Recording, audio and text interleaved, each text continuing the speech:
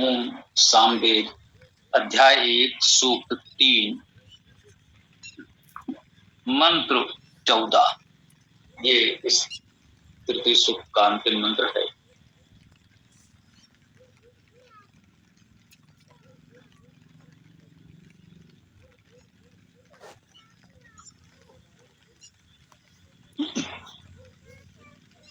ओम कस्य नूनं परीणसि धियो जिन्वसि सत्पते गोशाता यस्य ते गिरः। कस्य किसका, नूनम निश्चय ही। कस्य किसका सर्वनाम है, नूनम निश्चय ही ये अव्यय है तो अर्थ निश्चित ही है। परिणसी ये क्रिया है।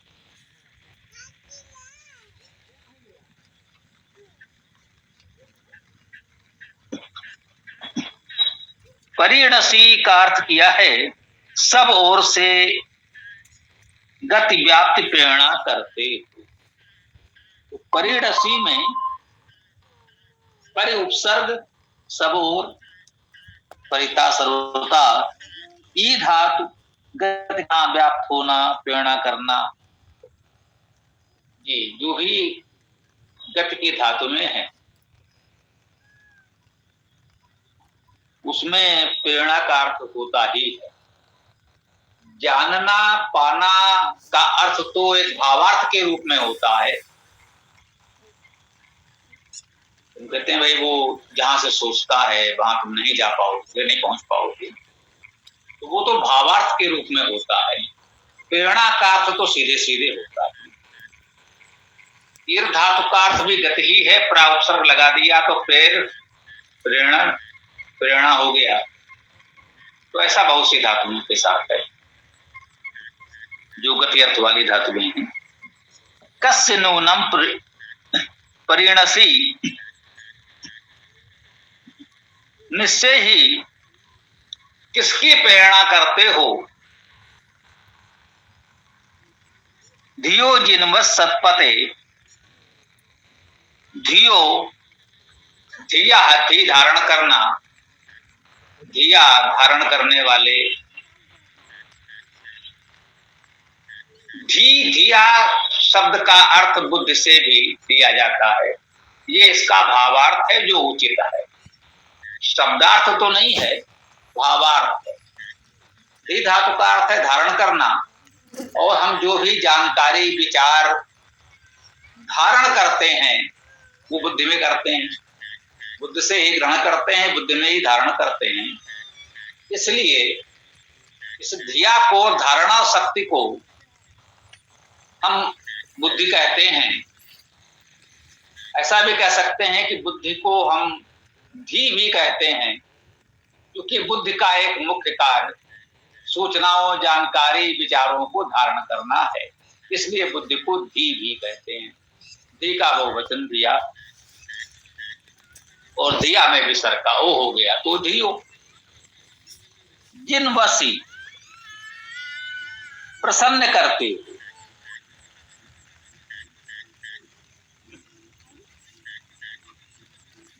जिन्वस में जिन्व धातु है, स्पष्ट है। संतुष्ट करना, प्रसन्न करना, आनंद होना, मुक्त करना, प्रकाशित होना, बोलना, ये सभी है। सभी अच्छे अर्थ हैं, सभी अर्थ स्वीकार कर लें। धियो जिन्वसी, बुद्धि को प्रसन्न करते हो, बुद्धियों को प्रसन्न करते हो, बुद्धिमानों को प्रसन्न करते हो, प्रकाशित करते हो। बुद्धियों को प्रकाशित किया जाएगा, प्रसन्न करना भी ठीक है। इसमें प्रकाश करना, प्रसन्न करना, आनंद करना, संतुष्ट करना आदि अर्थ हैं। प्रकाश भी है, मुक्त करना भी है। बुद्धियों को मुक्त करें, उन्हें रूढ़िवाद अंधविश्वास से मुक्त करें, ये भावार्थ भी कर सकते हैं। सत्पते,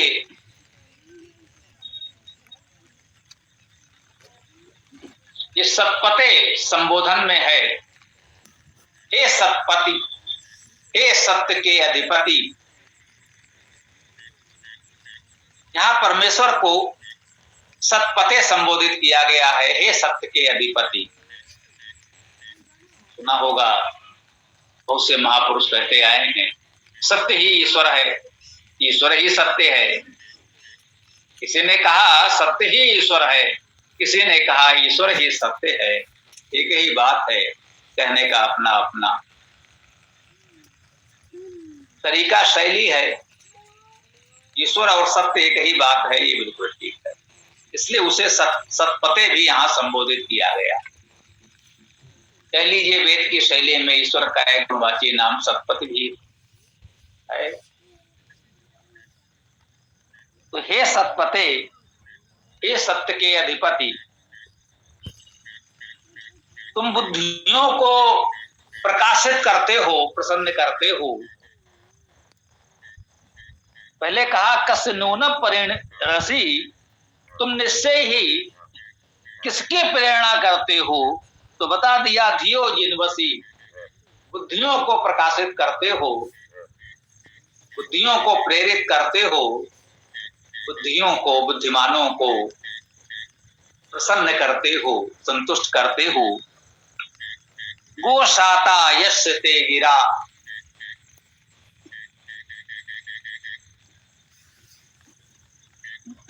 गोशाता शब्द कर्तनशील, इसमें अर्थ किया गया है गु धातु है, शब्द करना, मनन करना। गो धातु शब्द करना, मनन करना। गो शाता शब्दशील, मननशील, शब्द करने वाले, मनन करने वाले। यस जिसका, ते तुम्हारा, गिरा वाणिया, गृह धातु का अर्थ भी बोलना, शब्द करना ही है। तो गिरा का अर्थ है वाणी, वाणिया, तुम्हारे शब्द, तुम्हारी वाणिया। गोसाता यस ते गिरा, यस जिसके, ते तुम्हारे लिए, गिरा वाणिया, जिसकी वाणिया तुम्हारे लिए हैं। परमेश्वर बुद्धियों को, बुद्धिमानों को प्रेरित करता है, प्रसन्न करता है, संतुष्ट करता है, प्रकाशित करता है। तो उनकी वाणियां भी उसी परमेश्वर के लिए होंगी।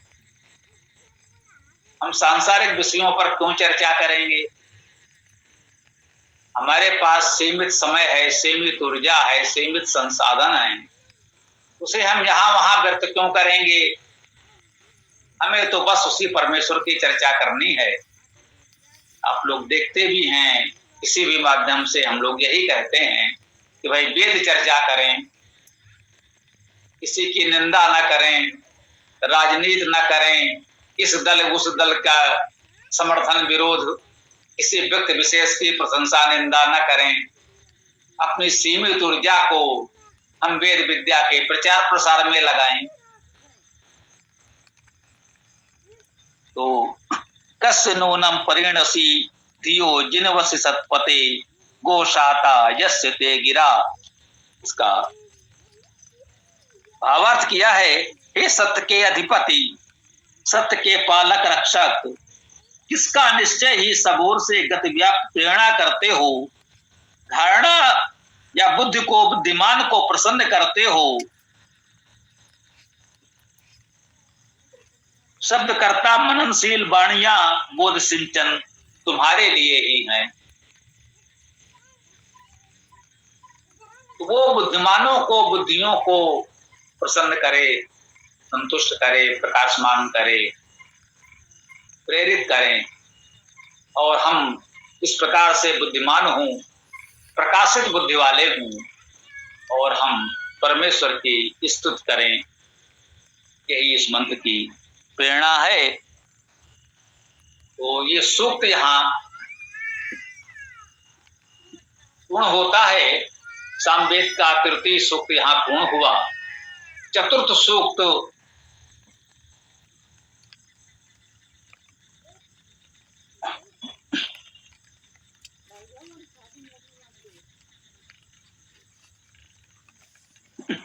सामवेद अध्याय 1 सूक्त 4 मंत्र 1।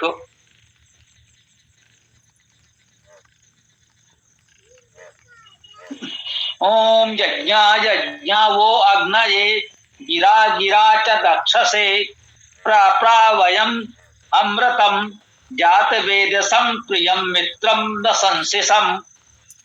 यज्ञा यज्ञा यजन यजन में, इसे कहते हैं बात बात में, जन जन में। तो बहुवचन बनाने के लिए या उस प्रत्येक में कहने के लिए हम 2 बार कह देते हैं, पुनरुक्त कर देते हैं। अभ्यास करना भी इसे कहते हैं। यज्ञा यज्ञा अर्थात यजन यजन में, सभी यजनों में। वो तुम अग्नये अग्नि के लिए, गिरा गिरा अर्थात वाणी वाणी में, हमारी जो भी वाणी है प्रत्येक वाणी, गिरा गिरा दक्ष से हमारी सभी वाणी, एक एक वाणी एक एक शब्द हमारा किसके लिए है? दक्षता के लिए, व्यर्थ प्रलाप के लिए नहीं, व्यर्थ विवाद के लिए नहीं, दक्षता के लिए। हम जो कुछ थोड़ा सा बोलने कहें उसमें दक्षता, विद्या, गंभीरता प्रकट होनी चाहिए। प्रा वयम अमृतम, प्रा तो उपसर्ग है, प्रमुख प्रमुख, वयम सर्वनाम हम लोग, अमृतम अमृत को, उपसर्ग नहीं, मृ धातु का अर्थ मरना, अमृत जो मरे नहीं, अमृत को, जात वेदसम, जात वेदसम पर भी हम लोगों ने चर्चा की है। जात जन धातु उत्पन्न करना, वेद विद धातु का अर्थ जानना, जात वेदसम वेदस को उत्पन्न करने वाले, वेद को उत्पन्न करने वाले परमेश्वर ही वेद को उत्पन्न करने वाला है। जो भी जानकारी विद्या है वो परमेश्वर ही उत्पन्न करने वाला है। और हमारी आस्था भावना तो ये भी कहती है कि जो ये वेद ग्रंथ है इसको भी उत्पन्न करने वाला परमेश्वर ही है। जात वेद सम, वेद को उत्पन्न करने वाले, प्रियम प्रिय, जो वेद को उत्पन्न करने वाला है, जो अमृत है, वह परमेश्वर ही हमारा प्रिय भी है। और मित्रम न संशिसम, यहाँ पर ना का अर्थ यू समान के लिए है। मित्रम ना मित्र के समान, संशिसम प्रशंसित। संशिसम में बस प्रा उपसर्ग लगा दीजिए तो प्रशंसा हो ही जाएगी। तो प्रशंसिसम का अर्थ हो गया प्रशंसित। यज्ञा यज्ञा वो यज्ञ गिरा गिरा चक्षसे प्रा वयम अमृतम जात वेदसम प्रियम मित्रम न संशिसम। क्रिया तो इसमें आई नहीं। ऐसे भी मंत्र होते हैं, क्योंकि वेद उत्तम काव्य है तो काव्य में इतना तो होता है। सब कुछ कह दिया ऐसा ऐसा ऐसा और पद पूर्ण हो गया। तो मान लीजिए कह रहे हैं ऐसा सुंदरा बालिका, अस्ति नहीं भी कहा तो मान लीजिए यह सुंदर बालक है अपनी ओर से। तो काव्य में इतना तो करना पड़ सकता है कि है आदि जोड़ देना पड़े, या कभी कभी संयोजक शब्द और तथा जैसे हम लोग कहते हैं वो जोड़ देना पड़े। उसको भी हम अपने वेद भाषा में कोष्टक में लिखते हैं। स्पष्ट रहे कि ये वेद में नहीं है, वाक्य पूरा करने के लिए जोड़ा गया है। आपको लगे कि इसे नहीं जोड़ना चाहिए तो उसका बिना जोड़े अर्थ करें, प्रयास करें, तो अच्छी बात है, करना चाहिए। नए नए अर्थ ऐसे ही प्राप्त होंगे।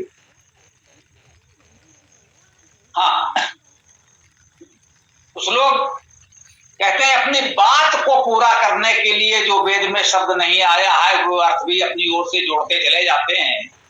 बहुत से शब्द वाक्य वाक्यांश जोड़ देते हैं तो अर्थ का अनर्थ हो जाता है। इतना नहीं जोड़ना चाहिए।